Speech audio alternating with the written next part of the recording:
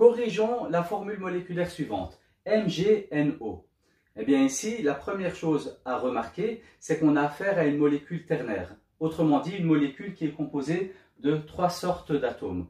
Et nous voyons que le magnésium est un métal, l'azote un non-métal, et ici on a de l'oxygène. Donc la formule générale, c'est du M, donc le métal pour le magnésium, X, non-métal pour l'azote, et O pour l'oxygène. Donc on a affaire à un sel ternaire, MXO.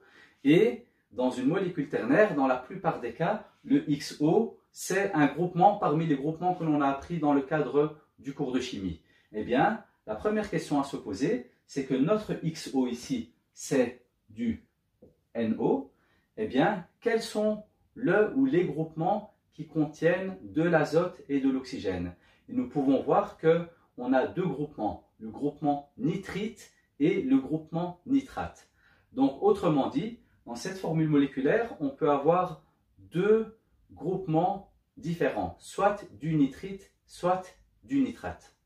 Nous savons donc à présent que soit j'aurai du nitrite, soit du nitrate. Eh bien, à partir de là, on va faire la méthode du chiasme pour nos 2 formules moléculaires, donc nos 2 réponses possibles entre le magnésium et le nitrite, entre le magnésium et le nitrate. Passons donc à la méthode du chiasme pour trouver la bonne formule moléculaire. Eh bien ici, j'ai le Mg, le magnésium qui est à valence 2. Donc je note en dessous du magnésium valence 2. Et là aussi, donc le magnésium à valence 2. Et que ce soit le nitrite ou le nitrate, ils ont tous les deux valence 1. Donc je note en dessous du nitrite valence 1, en dessous du nitrate valence 1. Et ensuite, je vais croiser les valences qui vont se transformer en indices en chiffres arabes. Et bien là, donc, j'obtiens du Mg1, NO2, 2. Et donc, comme il y a 2 groupements nitrites, je suis obligé de mettre une parenthèse au niveau du groupement NO2. Eh bien, je fais la même chose au niveau du magnésium avec le nitrate. Et donc là, j'obtiens du Mg1 et du NO3, 2.